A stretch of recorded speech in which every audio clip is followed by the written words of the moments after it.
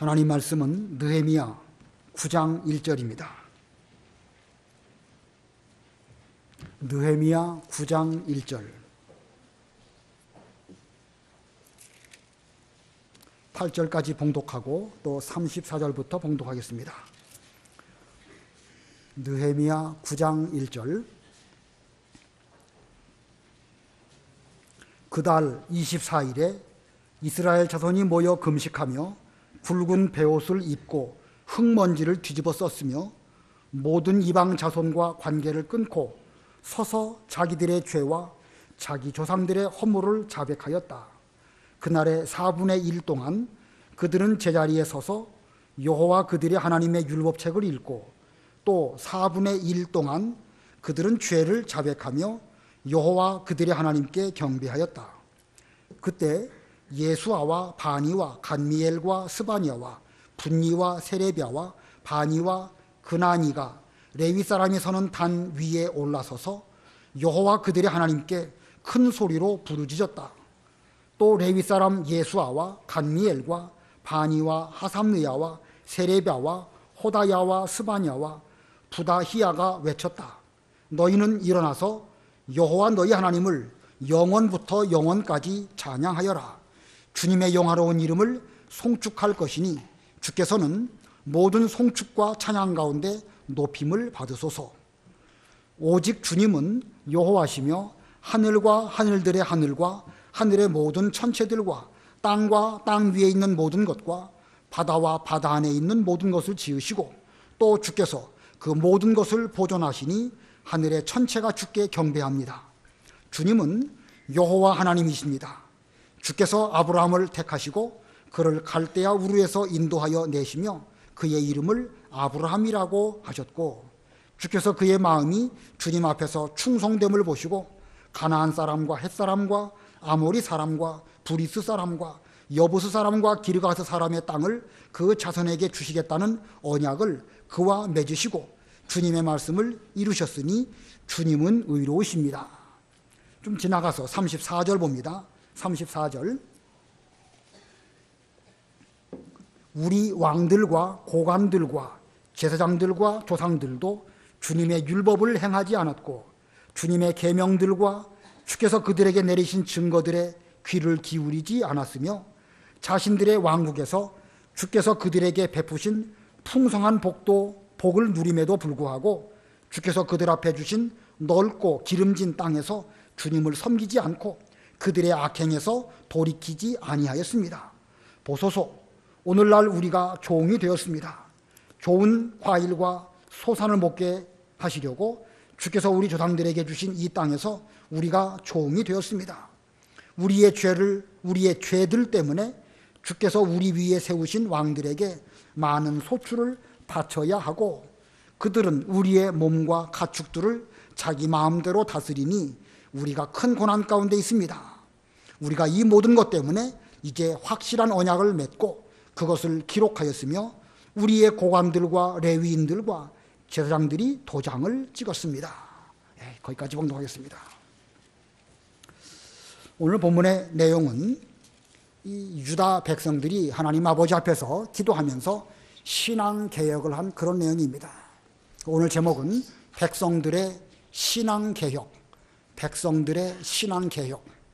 이 뒤에 표현인 신앙개혁이 중요한 내용이긴 하지만 오늘의 강조점은 뒤에 있는 신앙개혁보다 백성들의 신앙이라는 백성들의 더 강조점이 있습니다.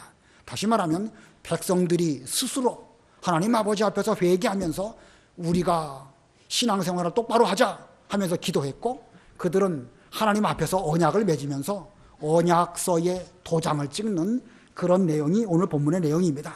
백성들의 신앙개혁.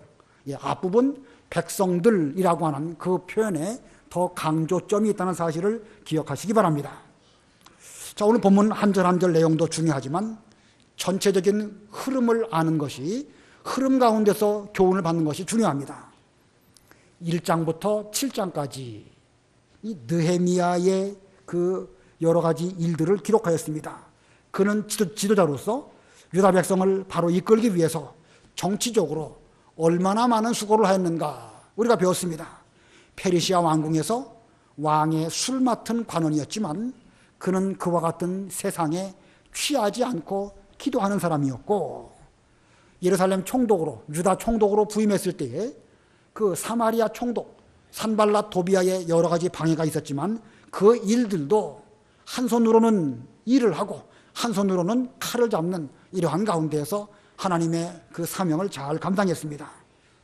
또 유다 사회 내에 빈부격차, 고리대금, 이와 같은 사회적인 여러 가지 문제가 있었지만 그건 역시도 그 유다 백성들에게 잘 신앙적으로 권면함으로 인하여 온 백성들이 일치단결하여 지도자 느헤미야의 가르침을 잘 받았기 때문에 내부적인 문제도 잘 해결이 되었습니다.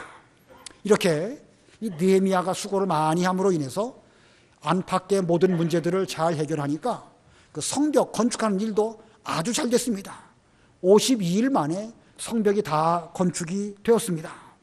그리고 이제 8장에 넘어가게 되면 종교 지도자 에스라가 등장하게 되는데, 그 에스라가 7월 1일 구약시대 유대인으로 말하면 나팔절입니다. 새해 첫날입니다. 그들의 달력으로, 민간력으로 7월 1일 나팔절에 그들은 그 성막 앞에 있는 그 광장에 다 모여가지고 이 에스라가 낭독하는 율법책의 내용들을 종일 들었습니다. 아침부터 이 정오 때까지 그 율법 낭독을 잘 듣고 가르침을 받게 되었습니다. 그러나 그들은 이 바벨론 말, 이방 나라 말에는 익숙할지 몰라도 히브리 말에는 좀 어둔한 그런 가운데 있었기 때문에 이 레위인들이 그 율법에 대해서 잘 설명해주고 이해할 수 있도록 말해 주어서 그들은 그 율법을 분명하게 깨닫게 되었습니다. 설명을 잘 해주니까 그들은 깨달았습니다. 지식적으로 이해하고 영적으로 그것을 깨닫게 되었을 때에 그들에게는 회개의 눈물도 있었고 또 은혜와 기쁨도 넘치는 이런 그 가운데 들어가게 되었습니다. 자, 그래서 그 결과가 어떻게 나타나는가? 그 결과 느헤미야, 에스라 이와 같은 지도자들이 각각 자기 몫을 다하였을 때에 그 변화가 어떻게 나타났는가? 우리가 지난 시간에 배웠는데 7월 2일 두 번째 날 되니까 그 유다의 중간 지도자들, 방백이나 제사장이나 레위인들이 다시금 에스라에게 나와가지고 우리에게 율법을 좀 더 자세하게 가르쳐 주십시오, 이렇게 말한 내용 지난번에 배웠을 것입니다.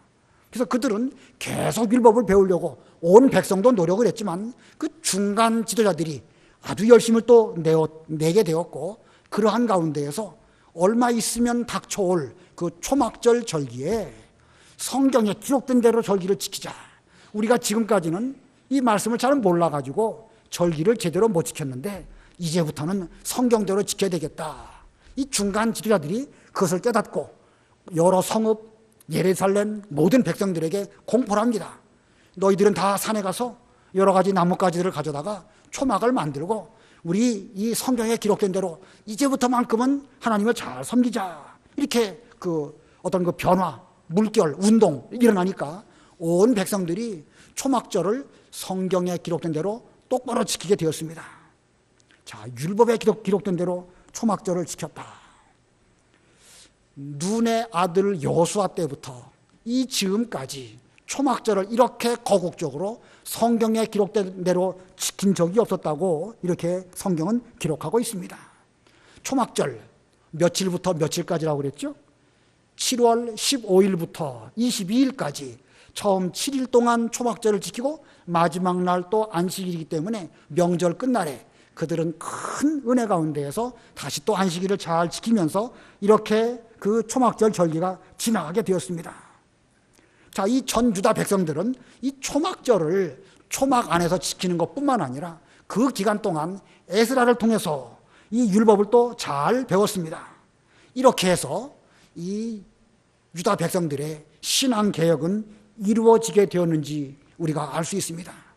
먼저는 느헤미야와 에스라가 앞장서서 노력을 했고, 이 느헤미야와 에스라가 앞장서니까 중간 지도자, 이 고관들, 방백들, 레위 사람들, 그리고 제사장들 이런 사람들이 또 움직였습니다. 그들이 열심을 내서 율법을 잘 배우니까 그들이 깨닫고 온 백성들에게 공포함으로 말미암아 유다의 모든 백성들도 이에 호응을 해서 이 신앙개혁이 이루어지게 된 것입니다. 오늘 본문 9장 그리고 10장 이 내용은 모두 백성들이 어떻게 신앙개혁을 했는가 거기에 대해서 기록하고 있습니다. 이 9장과 10장 거기에는 느헤미야나 에스라가 뭘 어떻게 했다 이런 내용은 제가 본 바에 의하면 없습니다. 그 말은 이 신앙개혁이 처음에 시작은 에스라와 느헤미야로부터 촉발되어서 시작이 되었지만 결과적으로 볼 때는 온 유다 백성들이 다 이 신앙개혁에 동참함으로 자발적인 어떤 부흥운동으로 자발적인 신앙개혁으로 점점 나아가게 되었다는 것입니다. 이게 중요하죠? 상당히 중요한 것입니다. 어떤 지도자가 노력하는 것이 필요하지만 지도자의 노력만으로는 되어지는 게 아닙니다.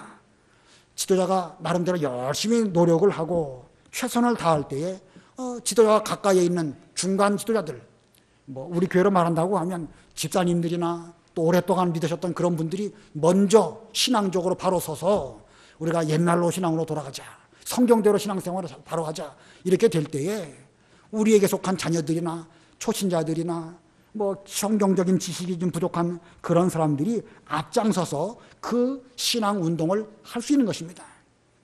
이렇게 이 신앙 개혁 운동이 전국적으로 온 백성들이 다 동참하지 못하고 몇몇 사람에 의해서 혹은 며칠 동안 3일천하라는 말도 있고 100일천하라는 말도 있죠.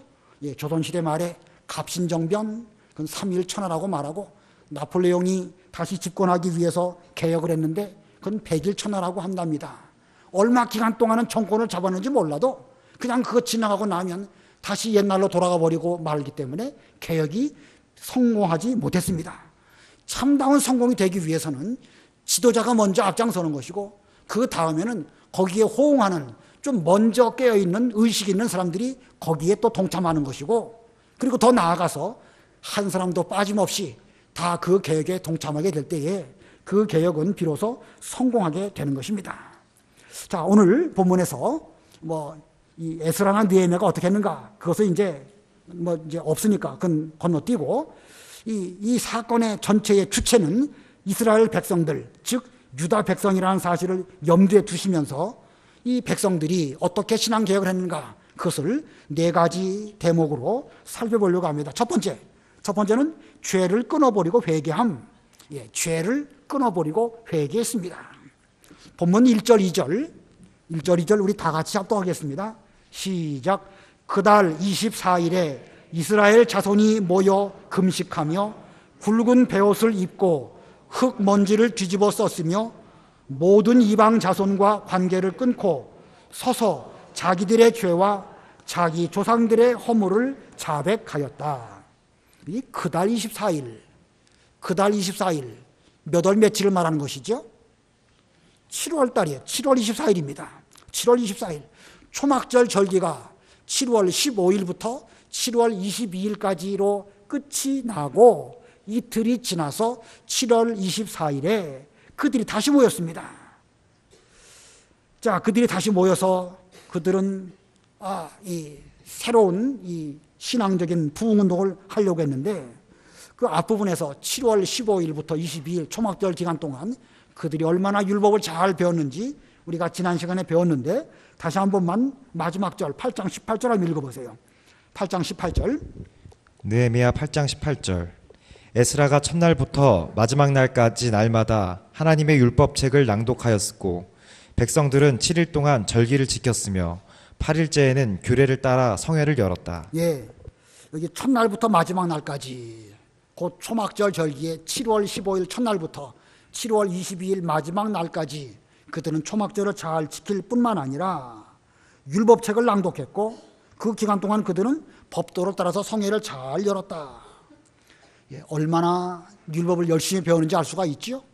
그런 면으로 보면 7월 1일 나팔절부터 율법 낭독과 배우는 것이 시작되어서 7월 2일도 되었고 또 7월 15일도 됐고 또 22일까지 된 거 보면 한 달 가운데 상당히 오랜 기간 동안 그들은 열심히 율법을 배우려고 노력을 많이 한 면을 알 수가 있습니다.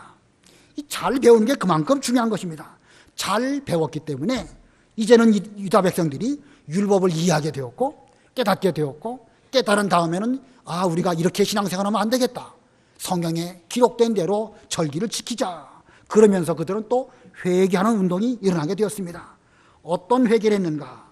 거기 금식하며 붉은 베옷을 입고 흙먼지를 뒤집어 썼다고 했고, 2절에 보니까 모든 이방 자손과 관계를 끊고, 모든 이방 자손과 관계를 끊었다. 우리가 앞부분에서 여러 가지를 배웠죠. 산발랏과 도비아가 왜 그렇게 이 유다 백성들이 돌아가는 일들을 잘 파악하고 느헤미야가 하려고 하는 하나님의 일을 방해할 수 있었을까? 그것은 이 유다 백성들과 그 사마리아 사람들 사이에 결혼 관계를 통해 가지고 맺어진 그런 그 관계 속에서 이 유다 백성들에 돌아가는 여러 가지 일들이 그 몇몇 사람들을 통해 가지고 상대방에게 전달되기 때문에 산발랏과 도비아는 그 정보를 가지고 하나님의 일을 방해하려고 그렇게 노력을 많이 했던 것입니다. 이거 볼 때에 그 이방 사람들과 관계를 끊어버린다는 거, 이거 얼마나 어렵고 힘든 일인지 잘 알 수 있습니다. 인간관계 중에서 혼인으로 맺어진 관계, 이거 뭐 강력합니다.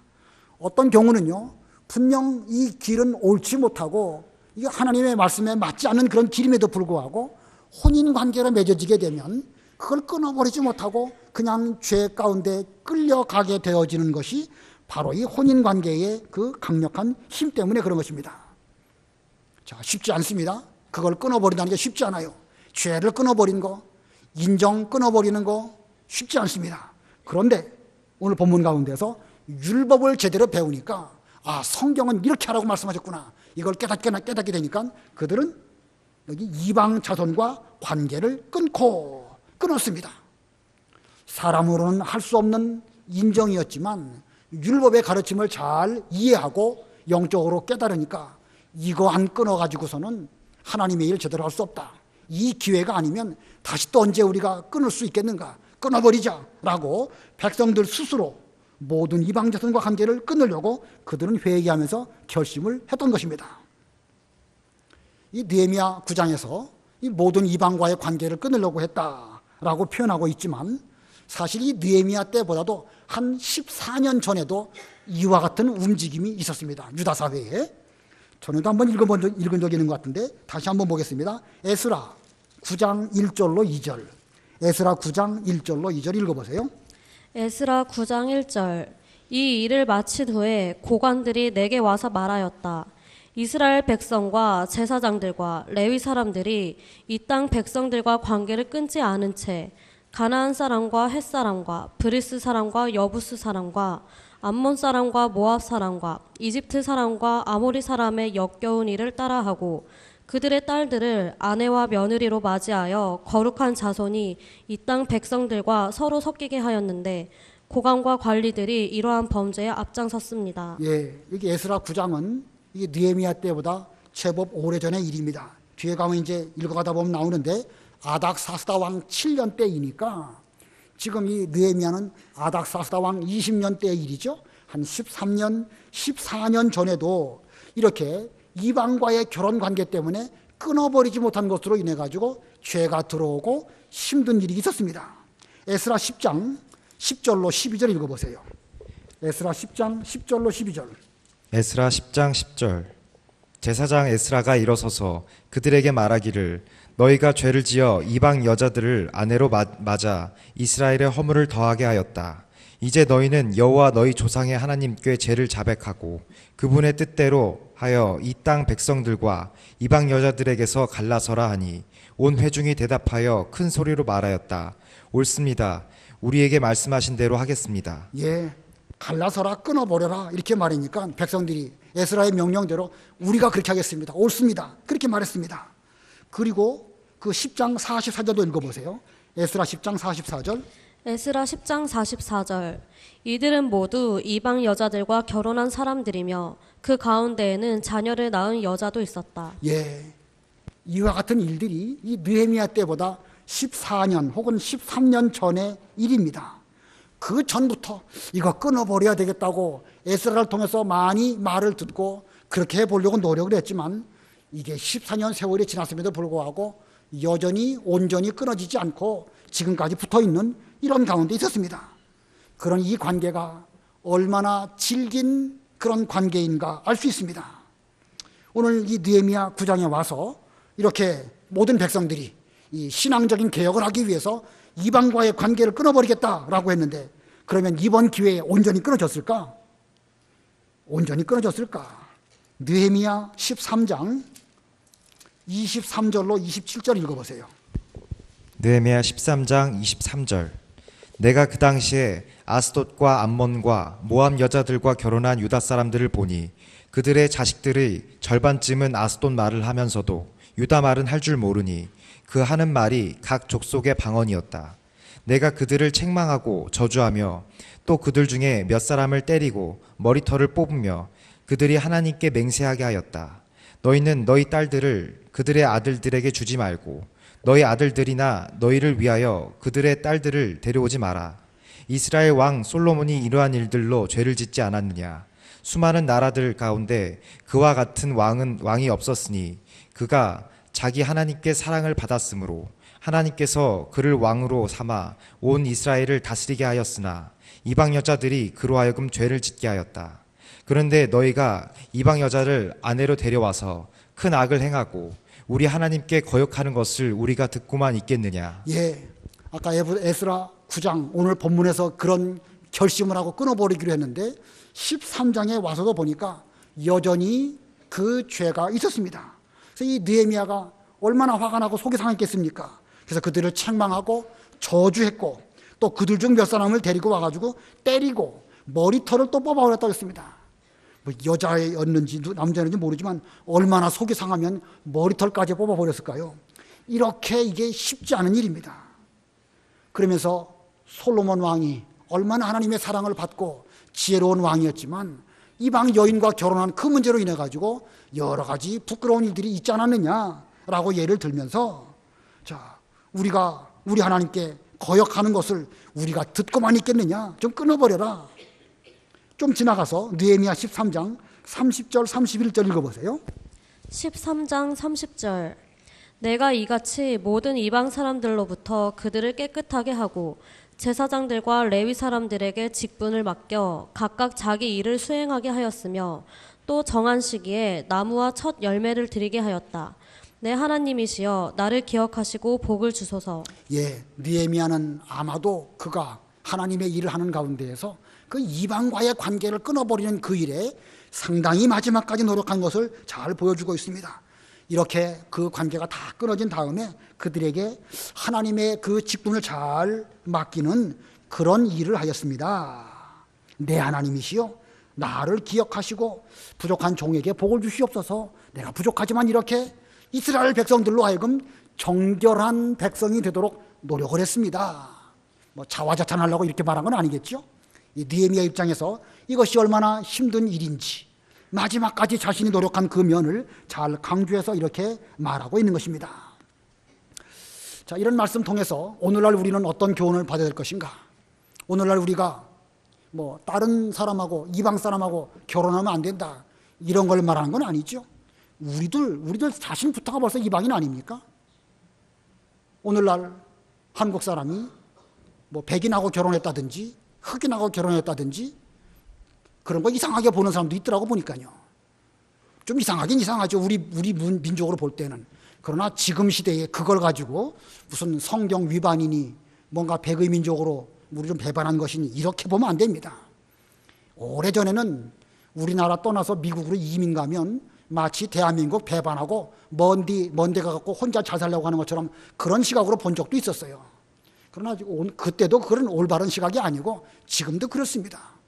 누구랑 결혼하든지 말든지 우리는 그걸 말하는 것이 아니라 여기서 말하고자 하는 것은 이 본문의 교훈은 신앙의 순수한 것을 제대로 지키기 위해서 인간관계 때문에 끊어버릴 것을 끊어버리지 못함으로 인해 가지고 신앙에 손해보는 일이 없도록 하라는 것이 본문에 우리에게 주시는 교훈입니다.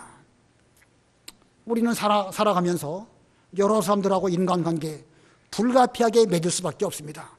예수 믿기 이전부터 맺어진 그런 것도 있고 때에 따라서는 내 본의가 아니게 뭐 어느 지역에서 태어나고 어떤 부모 밑에서 자라나게 되고 그건 내 힘으로 내가 선택한 것이 아니지 않습니까? 그런 걸 끊어버릴 수가 없지요. 그러나 인간관계는 어디까지나 인간관계일 뿐인데 더욱 중요한 것은 사실이 무엇이고 진실이 무엇이고 성경이 무엇을 말씀하시느냐, 이걸 제대로 지키기 위해서 때에 따라서는 부모나 형제나 집이나 전토나 모든 것을 다 버릴 수 있을 때는 버려야 정상적인 예수님의 제자가 될 수 있다는 사실입니다. 아무쪼록 인간관계에 매이지 말고 현실적으로 얼매기 쉬운 거 그런 거에 매이지 말고 진리를 똑바로 분별하고 걸어가야 할 바른 길을 잘 걸어가는 이런 우리들이 될 때에 죄를 끊어버리고 진정한 회개에 이르게 되는 것입니다. 두 번째로 백성들의 신앙계획의 두 번째는요, 하나님을 경배하고 찬양함. 하나님을 경배하고 찬양함. 3절로 5절입니다. 읽어보세요. 3절. 그날의 4분의 1 동안 그들은 제자리에 서서 여호와 그들의 하나님의 율법책을 읽고 또 4분의 1 동안 그들은 죄를 자백하며 여호와 그들의 하나님께 경배하였다. 그때 예수아와 바니와 감미엘과 스바냐와 분니와 세레바와 바니와 그라니가 레위 사람이 서는 단 위에 올라서서 여호와 그들의 하나님께 큰 소리로 부르짖었다. 또 레위 사람 예수아와 감미엘과 바니와 하삼느야와 세리바와 호다야와 스바냐와 부다히야가 외쳤다. 너희는 일어나서 여호와 너희 하나님을 영원부터 영원까지 찬양하여라.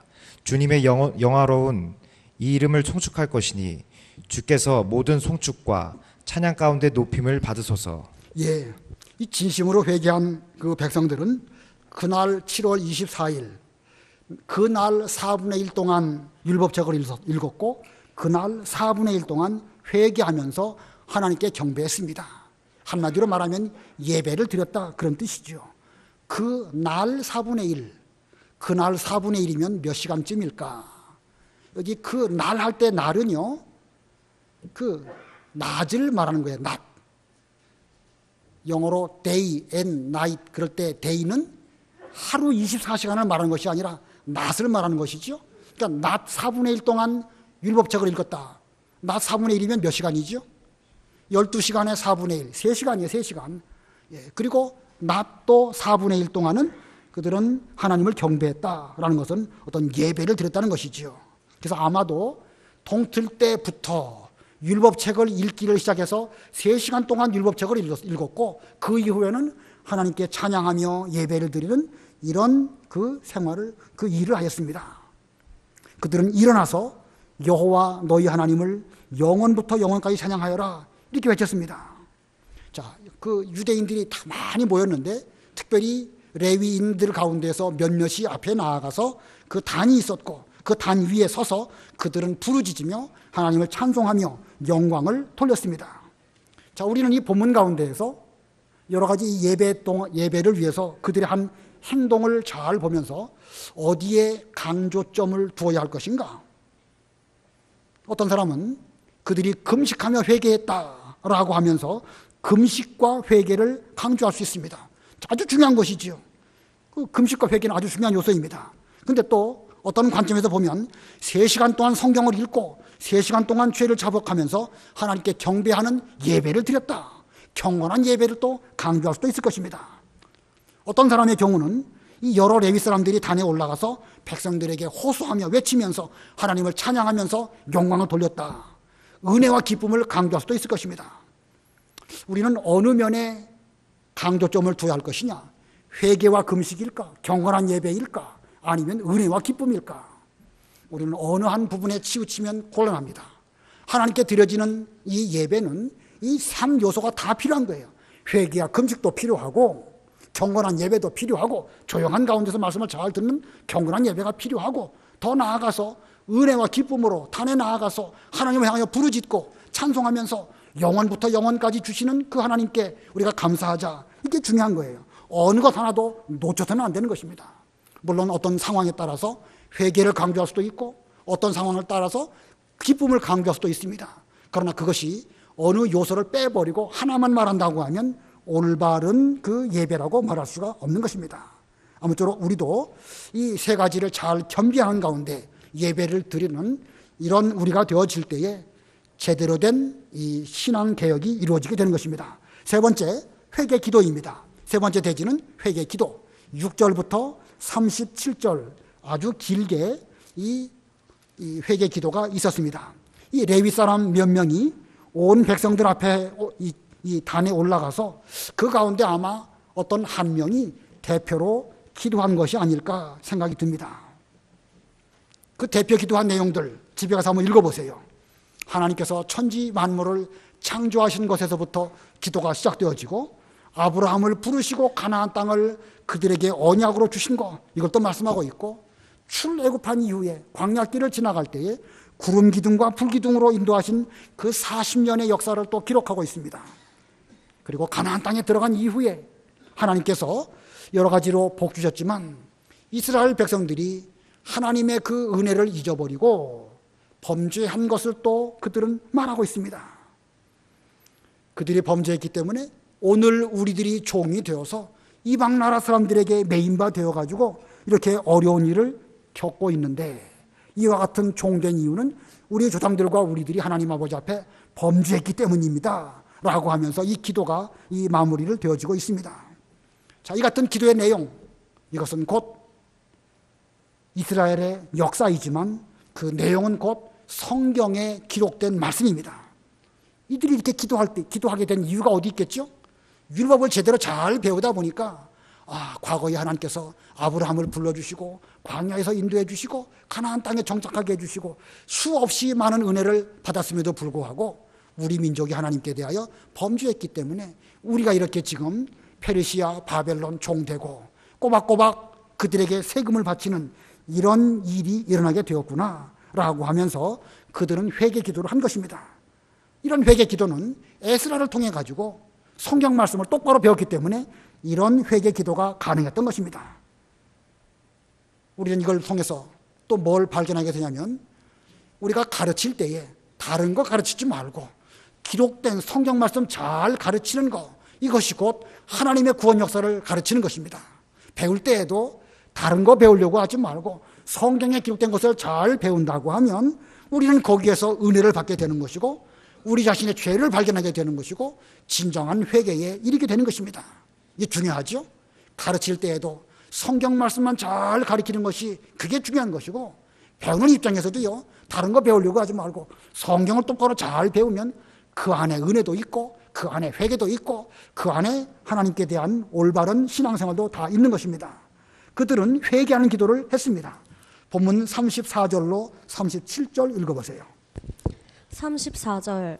우리 왕들과 고관들과 제사장들과 조상들도 주님의 율법을 행하지 않았고 주님의 계명들과 주께서 그들에게 내리신 증거들에 귀를 기울이지 않았으며 자신들의 왕국에서 주께서 그들에게 베푸신 풍성한 복을 누림에도 불구하고 주께서 그들 앞에 주신 넓고 기름진 땅에서 주님을 섬기지 않고 그들의 악행에서 돌이키지 아니하였습니다. 보소서, 오늘날 우리가 종이 되었습니다. 좋은 과일과 소산을 먹게 하시려고 주께서 우리 조상들에게 주신 이 땅에서 우리가 종이 되었습니다. 우리의 죄들 때문에 주께서 우리 위에 세우신 왕들에게 많은 소출을 바쳐야 하고 그들은 우리의 몸과 가축들을 자기 마음대로 다스리니 우리는 큰 고난 가운데 있습니다. 예, 이 34절로 37절 이 현실 속에 들어가서 본다고 하면은요, 이게 얼마나 그 가슴 아픈, 아마 그들은 피부로 느끼면서 얼마나 많은 하나님의 은혜를 받았음에도 불구하고 이 아름다운 땅에서 이 소출을 우리가 먹지 못하고 이방 왕들에게 다 바치는 이런 어려운 가운데 있습니다. 하나님, 우리가 죄 지었기 때문에 이런 가운데 있습니다. 우리 죄들 때문에 주께서 우리 위에 세우신 왕들에게 많은 소출을 바쳐야 하고 그들은 우리의 몸과 가축들을 자기 마음대로 다스리니 우리는 큰 고난 가운데 있습니다. 이렇게 회개하는 기도를 했습니다. 자, 이 말씀을 잘 가르치니까 그들은 죄를 잘 깨닫게 되었고 죄를 깨달으니까 하나님 앞에서 제대로 된 회개를 하게 되었습니다. 오늘날도 우리가 이 말씀을 잘 가르치고 잘 배우는 이런 우리 교회가 되어야 되겠습니다. 전하는 자도 말씀만 전하고 받는 자도 말씀 외에 다른 목적으로 예배에 참석하는 것이 아니라 이 말씀을 잘 듣고 그리고 그 말씀을 통해 가지고 자기를 돌아보고 회개한다고 하면 이것이야말로 진정한 신앙 개혁이라고 할 수가 있습니다. 네 번째 대지는 하나님 앞에서 언약을 맺음. 하나님 앞에서 언약을 맺었습니다. 본문 마지막 38절 우리 다 같이 합독하겠습니다. 38절 시작.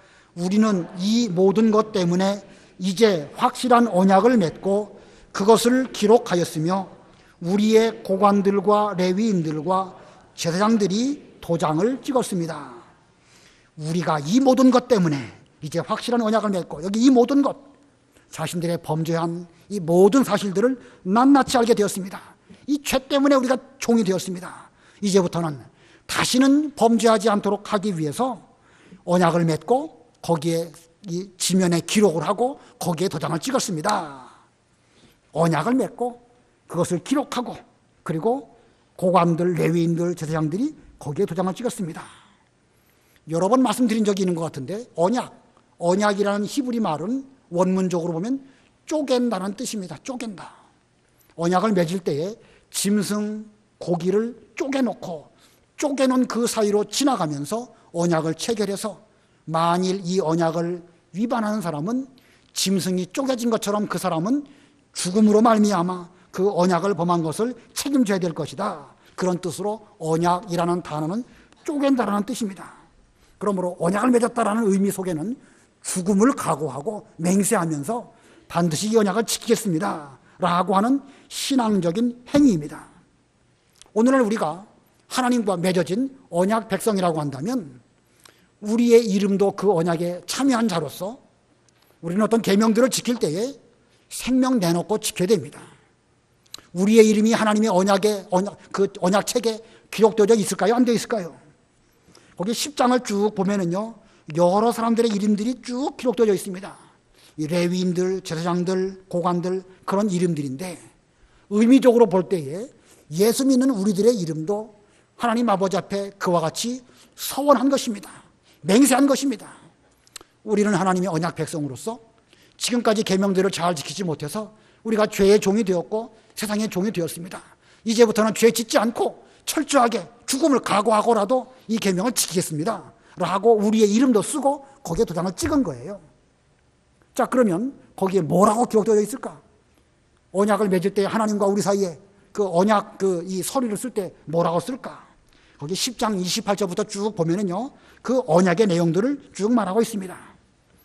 이방인들과 절교하고 저들과 결혼하지 않겠습니다. 안식일을 철저하게 지키겠습니다. 마땅히 하나님께 드려야 할 예물 다 드리고 11조 똑바로 잘하겠습니다. 그런 내용들이에요. 이게 신앙적인 근본이지요. 오늘날 구약 때 했던 것이고 신약 시대에는 어떤 그 구약 시대의 그 제도와 의무는 안 지켜야 된다. 그거 아닙니다. 여기 기록된 이 내용은 신앙적인 본질들입니다. 물론 오늘날 이방인들과 절교한다고 해서 뭐 다른 민족하고는 말도 안 하는 그런 걸 말한 거 아니에요. 신앙적으로 거룩을 지키기 위해서는 절대로 인정에 매이지 않겠습니다 라고 결심을 하고 주의를 철저하게 지키겠습니다. 마땅히 하나님께 드려야 할 예물 드리고 11조 생활 똑바로 하겠습니다. 이렇게 그들은 이 언약장을 기록을 하고 거기에 도장을 찍었던 것입니다. 이렇게 그 유다 백성들의 이 신앙 개혁 운동이 이렇게 이루어졌습니다. 지도자 느헤미야, 지도자 에스라가 수고를 했고 그 다음에 중간 지도자로서 레위인들, 제사장들 그리고 방백들이 또 움직였고 결국은 전 백성들이 움직임으로 이와 같은 신앙 개혁이 마침내 성공적으로 이루어진 것입니다. 오늘날 우리에게도 이 신앙 개혁이 필요한 때입니다. 오전 예배 말씀이나 또 여러 가지를 놓고 사회적으로 볼 때에 지금 우리나라도 기독교가 한 번의 개혁이 있으면 우리나라가 한 번 더 발전합니다. 그러나 개혁이 없으면 그냥 그대로 사그러들고 말지도 모릅니다. 역사적으로 볼 때에 이 기독교가 얼마 지나서 그냥 시들시들해질 때에 다시 한번 종교 개혁이 일어나게 되면 다시 이 신앙이 부흥하게 되고 하나님의 복음 운동이 잘 이루어집니다. 그러나 그것이 없으면 그냥 흐지부지 되어버리고 그 복음의 역사는 다른 민족에게로 넘어가고 말아버리는 그런 일들을 역사는 우리들에게 보여주고 있습니다. 우리나라에 기독교가 들어온 지 133년, 우리나라도 지금 상당히 어려운 이 기독교의 이 상황 가운데 있는데 우리가 이런 신앙 개혁이 한 번 있으면 앞으로 한 100년 동안 또 발전할 수 있을지 모르겠습니다. 그러나 신앙 개혁이 없다고 하면 소망도 없고 하나님의 촛대가 다른 곳으로 옮겨갈지도 모르는 그런 위기 상황 가운데 있는 것입니다. 우리만이라도 신앙적인 개혁을 잘하기 위해서 우리 가운데 느헤미야와 같은 정치 지도자, 에스라와 같은 신앙 지도자 나오기를 바라고, 우리 모두는 또 목사와 장로와 또 집사님들로서 이 일의 중간 지도자로서 역할을 잘 감당한다고 하면 이런 일이 얼마든지 우리에게도 가능하고 성공할 것입니다. 반드시 그렇게 되도록 우리의 마음가짐을 새롭게 하시기를 바랍니다. 기도하겠습니다.